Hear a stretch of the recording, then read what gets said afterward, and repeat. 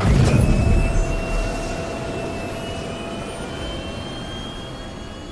systems online.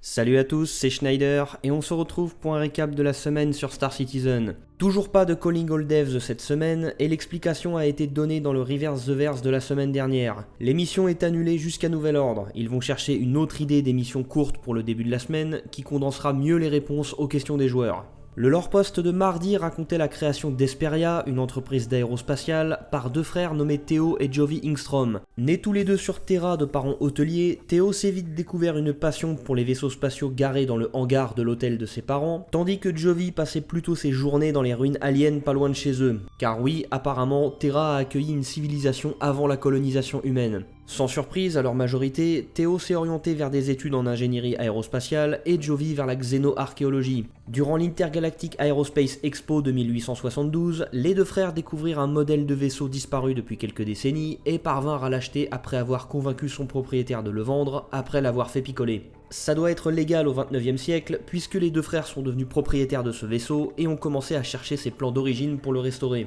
Ils se sont vite rendus compte que les plans de vaisseaux anciens étaient extrêmement difficiles à trouver et ont entrepris de les collecter pour en garder une trace et réaliser un profit en rendant leur consultation payante et en restaurant des vieux vaisseaux avec. Leur réputation s'est faite en une nuit quand le PDG d'Hurston leur a demandé de restaurer un chasseur Vandoul pour le présenter à l'Intergalactic Aerospace Expo de 1877. En l'espace de quelques heures, Hesperia était devenu réputé pour être des maîtres dans la restauration de vaisseaux spatiaux et pour avoir transformé un vaisseau responsable de millions de morts en pièces de collection pour Hurston Dynamics. Rapidement, la marine de l'UE approcha Hesperia pour transformer des épaves de chasseurs Vandoul en chasseurs d'entraînement pour leurs pilotes. Hesperia fait depuis partie des partenaires privilégiés de la marine de l'UE et a été récemment contacté pour étudier les épaves de Prowler découvertes dans les ruines Tevarine de Cabal 3.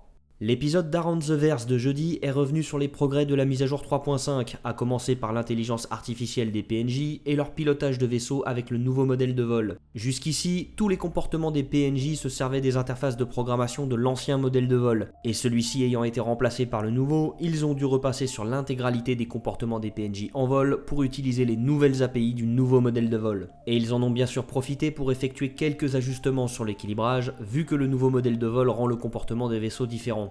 Leur travail récent a aussi porté sur les vaisseaux de type gunship. Désormais, les PNJ pilotant ces vaisseaux voleront de sorte à ce que le plus de tourelles possible puissent tirer en même temps sur leur cible, tout en tournant autour de celle-ci à environ 400 mètres. Suffisamment pour que ça soit facile pour les artilleurs de toucher leur cible, sans pour autant transformer la canonnière en cible facile. Les pilotes de canonnière tenteront également parfois des attaques frontales pour lancer des missiles. La tactique idéale pour détruire un gunship sera donc de rester dans ces 6 heures, là où la plupart des tourelles auront un angle mort. Concernant les chasseurs, l'intelligence artificielle de leurs pilotes vous laissera des opportunités de parvenir derrière eux, mais de moins en moins au fur et à mesure que vous leur infligerez des dégâts. L'équipe audio travaille actuellement sur les sons des vaisseaux en profitant des nouvelles informations fournies par le nouveau modèle de vol. Ils peuvent maintenant connaître l'état des propulseurs principaux, des propulseurs de manœuvre, des armes, de la coque, des composants et modifier les sons émis par le vaisseau, notamment pendant une rentrée atmosphérique où on sentira beaucoup plus les vibrations dues au frottement de l'air. Sur les animations, l'année 2019 sera surtout consacrée à améliorer les animations existantes pour les rendre dignes d'une production AAA. Ça passe entre autres par corriger les petits décalages de position d'un objet lorsqu'on le prend ou sur notre personnage lorsqu'on lui fait franchir un obstacle en étant trop près de celui-ci et qu'il recule brièvement de quelques dizaines de centimètres avant de déclencher son animation. Enfin, toujours sur les animations, ils ont décidé de consacrer quelques sessions de motion capture aux joueurs malentendants et ou muets, pour qui l'interaction avec d'autres joueurs dans les jeux vidéo en ligne est difficile voire impossible. Ils ont donc enregistré une nouvelle série d'animations qui serviront d'emotes pour permettre aux joueurs de s'exprimer de façon basique en langue des signes américaine. Ils ont présenté ça à un de leurs développeurs qui est malentendant et il a été bluffé par le résultat. Cette initiative part certainement d'un bon sentiment, mais peut-être pas seulement.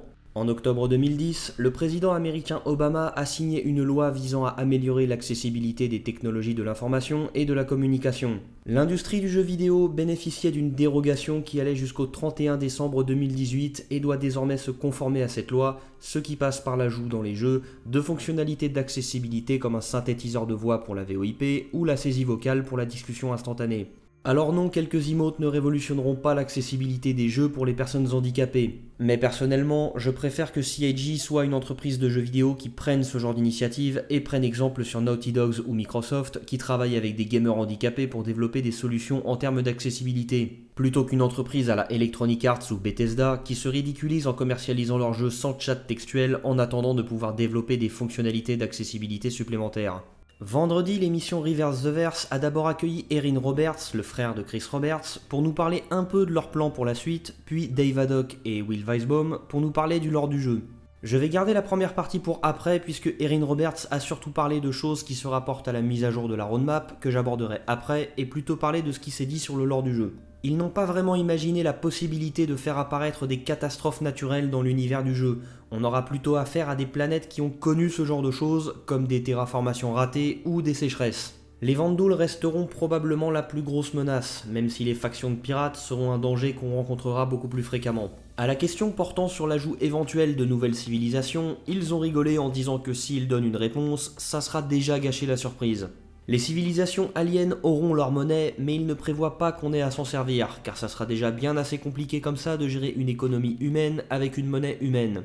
Enfin, ils continuent d'alimenter l'encyclopédie du jeu, la Galactopédia, mais c'est le studio Turbulent qui doit se charger de créer une section sur le site de CIG pour la rendre publique, et c'est toujours pas une priorité. Samedi, CIG a mis à jour les roadmaps de Star Citizen et Squadron 42. Sur Squadron 42, les progrès sont encore une fois très minces et il n'y a pas eu de progrès notable à part la personnalisation avancée des personnages, le javelin et les mécaniques de ragdoll pour les personnages. Sur la mise à jour 3.5 de Star Citizen, les tâches ont toutes progressé sur les personnages et les environnements. Sur le développement des mécaniques de gameplay, 2 d'entre elles n'ont pas encore démarré, une n'a pas bougé et les 10 restantes ont toutes légèrement progressé. Notons quand même qu'une des tâches, les missions de chasseurs de primes menées par des PNJ, a été repoussée à la 3.6. Sur l'intelligence artificielle, les 2 progrès de la semaine ont été vus durant l'épisode d'Around the Verse. Le comportement des PNJ utilise désormais le nouveau modèle de vol, et les pilotes de gunship adoptent désormais un comportement bien particulier pour faciliter la tâche de leurs artilleurs. Enfin, sur les vaisseaux, seul le Reliant et ses variantes ont progressé, et pas de beaucoup. Sur les armes, seul le canon S71 a eu un réel progrès. Et sur les technologies nécessaires, la refactorisation du code réseau s'est vue ajouter autant de tâches que de tâches bouclées cette semaine. Samedi, CIG a également mis à jour la roadmap pour le reste de l'année. Je vais pas tout détailler, mais voilà ce que ça donne dans les grandes lignes. Les environnements produits en 2019 pour Star Citizen ne seront pas très variés. La 3.6 accueillera des variations d'architecture pour l'extérieur des stations de repos, tandis que la 3.7 ajoutera des variations d'architecture pour l'intérieur, et la possibilité que ces stations soient abandonnées ou peu fréquentées. La 3.7 ajoutera aussi un nouveau type de station spatiale, les stations de dépôt de marchandises, tandis que la 3.8 ajoutera la variante abandonnée de ces stations. Enfin, la 3.8 ajoutera les stations spatiales qui serviront de raffinerie, abandonnées ou pas, et la planète de Microtech avec sa ville et ses lunes. Sur les vaisseaux, l'année est pour l'instant pas bien chargée. La 3.6 accueillera la refonte du Vanguard, le 890 Jump et les 2 chasseurs embarqués P-52 et P-72. La 3.7 accueillera les 2 variantes du Vanguard et la refonte du Cutlass Red. La 3.8 quant à elle accueillera le Prowler de Esperia, le Cutlass Blue, le Karak qui a un peu avancé et le Hull C qui a très bien avancé.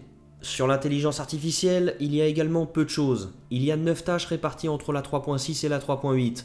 3 sur le comportement des PNJ dans les villes, 3 sur leur comportement en combat à pied, et 3 sur leur comportement en combat en vol. Enfin sur le gameplay, il y a 32 tâches réparties entre la 3.6 et la 3.8, et ça part dans tous les sens. On a des améliorations diverses et variées sur le cockpit, sur les missions, sur les animations, sur les sauts, sur les transports en commun, ou sur la dégradation des composants de vaisseau prévues tout au long de l'année. On a des évolutions importantes sur l'économie et les missions. La location de vaisseaux est désormais prévue pour la 3.6, on pourra traquer des joueurs ayant une prime sur leur tête à partir de la 3.7, et on aura des missions contextuelles à leur environnement en 3.8. On a de grosses évolutions techniques avec l'amarrage des vaisseaux aux stations en 3.7 et de vaisseaux entre eux en 3.8. On a également des petites évolutions appréciables comme la possibilité de soigner d'autres joueurs, de nager ou de se battre au corps à corps en 3.7. Et enfin, le seul métier prévu pour cette année, c'est le recyclage d'épaves qui arrivera dans sa première version en 3.8 à la fin de l'année. Malheureusement, plein de choses ont disparu de la roadmap. les mécaniques de gameplay de réparation et de réapprovisionnement de carburant, la première version du système de juridiction, la technologie de nuage volumétrique qui devait aller avec la planète Crusader, les améliorations liées à la persistance, le constellation Taurus, les organisations et j'en oublie certainement. Erin Roberts a expliqué pendant le Reverse the Verse pourquoi leur roadmap était si peu ambitieuse cette année. D'abord, évidemment et heureusement, ils s'améliorent d'année en année quand il s'agit de faire des prédictions réalistes, et ils préfèrent faire des prédictions modestes qu'ils pourront peut-être tenir, plutôt que faire des promesses trop conséquentes qu'ils ne tiendront pas comme ils l'ont déjà fait. Et surtout parce qu'en 2019, c'est officiel, Squadron 42 est prioritaire par rapport à Star Citizen. Et en fait, même si Erin Roberts ne l'avait pas dit, on aurait pu le deviner rien qu'en regardant la roadmap. S'il n'y a que 11 nouveaux vaisseaux prévus pour Star Citizen cette année, donc 4 variantes, c'est certainement parce que les développeurs ont pour priorité de réaliser les 12 vaisseaux nécessaires pour Squadron 42, parmi lesquels on compte les Capital Ships Idris, Javelin, Bengal, Driller, Hunter et Kingship. Pareil pour les environnements, si le reste de l'année 2019 nous réserve rien de plus que quelques stations, 3 lunes, une planète gelée et une zone d'atterrissage, c'est sûrement parce que les artistes sont en train de travailler sur les systèmes Odin et Vega qu'on verra dans Squadron 42. Et la priorité de Squadron 42 sur Star Citizen est encore plus flagrante quand on regarde les tâches liées au gameplay, à l'intelligence artificielle ou aux technologies nécessaires pour le jeu. Toutes ces tâches sont prévues pour la fin du premier trimestre 2019 dans le développement de Squadron 42 et arriveront dans Star Citizen à la même date. Celles-ci sont prévues pour la fin du premier trimestre 2019 dans le développement de Squadron 42 et arriveront dans Star Citizen en 3.6 à la fin du second trimestre. Sur l'intelligence artificielle, la version 2 du pathfinding des vaisseaux et le système permettant aux PNJ de se mettre à couvert sont tous deux prévus pour la fin du second trimestre dans Squadron 42 et Star Citizen. Parmi les 8 tâches de gameplay qui sont prévues pour le second trimestre de développement en 2019 pour Squadron 42, 7 d'entre elles se retrouvent dans la 3.7 de Star Citizen 3 mois plus tard. Même chose sur l'intelligence artificielle avec le comportement des PNJ utilisant des canonnières. Au troisième trimestre, c'est la version 2 du système d'allocation de la puissance dans les vaisseaux, l'amélioration du rendu des ombres et l'utilisation d'un large panel d'armes par les PNJ qui se retrouvent tous deux au programme sur Star Citizen et Squadron 42. Et pour finir, certaines des tâches prévues pour le troisième trimestre 2019 dans le développement de Squadron 42 sont déjà prévues pour la 3.8 de Star Citizen,